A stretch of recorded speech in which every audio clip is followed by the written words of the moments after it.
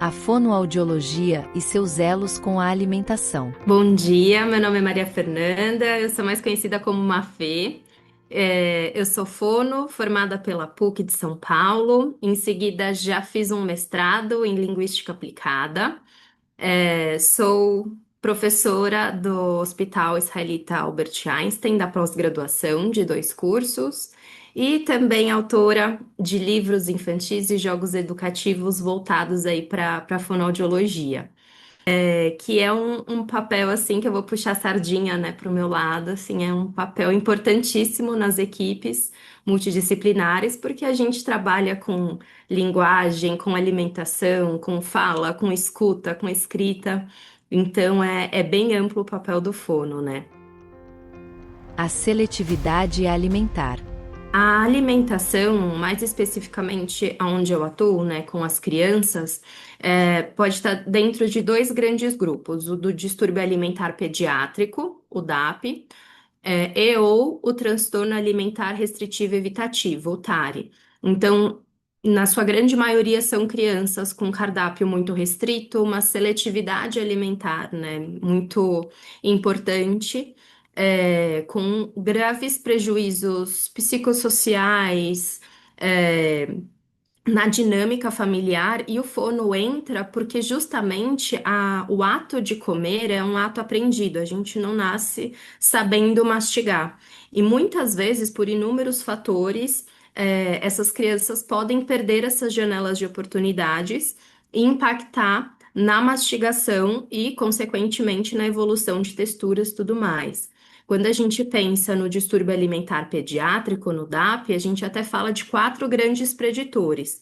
O preditor orgânico, então, como que está essa parte do funcionamento gastrointestinal, cardíaco, respiratório, neurológico, porque tudo isso é importante na hora que a gente vai sentar para comer. Então, se a criança está com algum desconforto gástrico, isso vai impactar, né? Quando a gente está com refluxo, a gente não quer sentar e comer plenamente. Então, isso vai impactar na ingesta alimentar. Um outro preditor é o nutricional.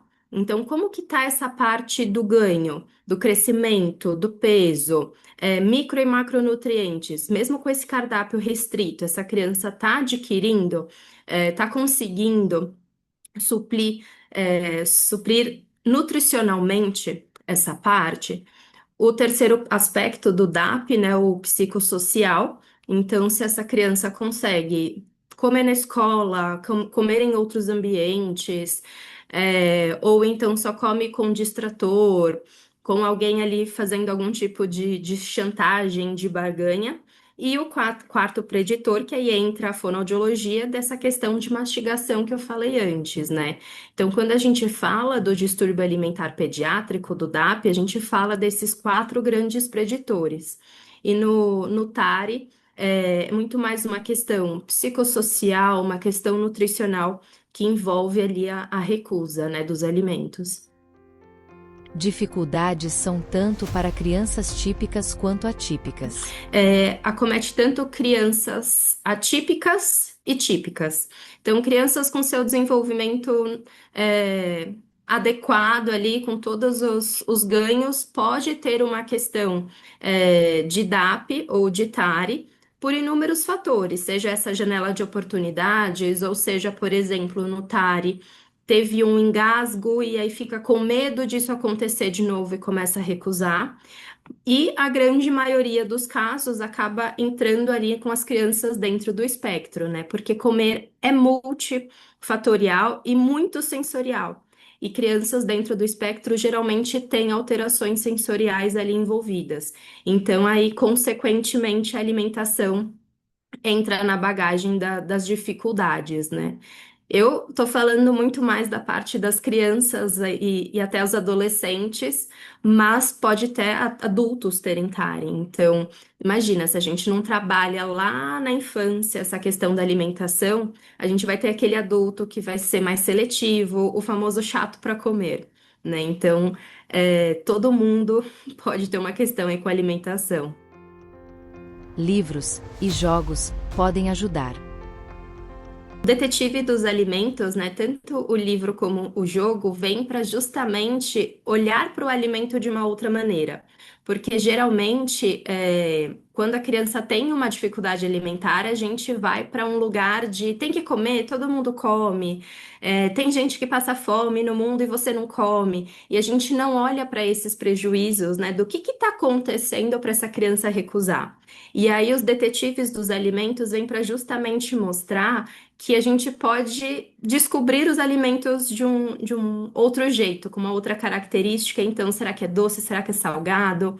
Eu percebo esse alimento como dentro da minha boca, porque a gente na correria do dia a dia, a gente nem pensa como que a gente está mastigando, se esse alimento tá super palatável, não tá, dissolve na boca ou não. Então, na hora que a gente pensa em ser detetive, a gente para e percebe como que tá a nossa relação com a comida também.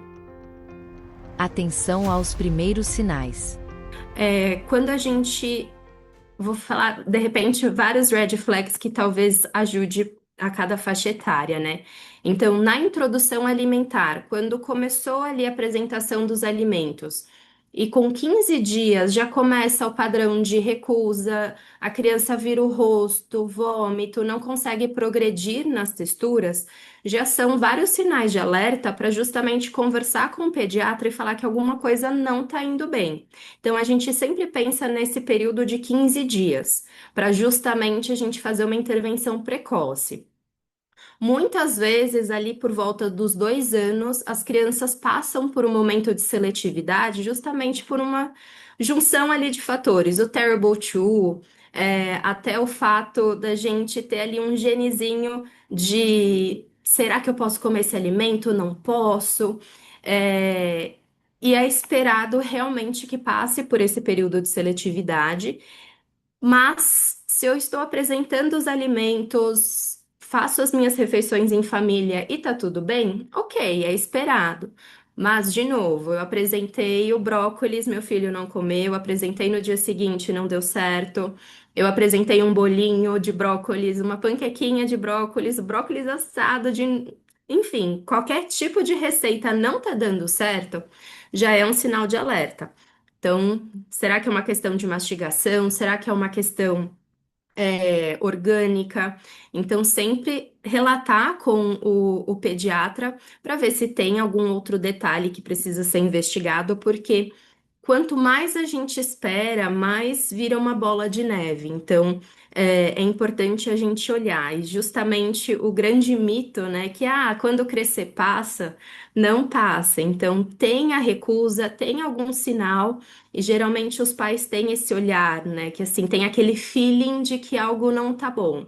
Então, escutar essa vozinha, né, que, pera, meu filho engasgou, não tá comendo direito, o cardápio tá muito restrito, nas curvas de crescimento e de peso não tá legal. Eu já tô começando a pensar em colocar uma tela ali na frente para o meu filho assistir um desenho para comer. Então, são vários sinais de que algo não tá legal na parte da alimentação.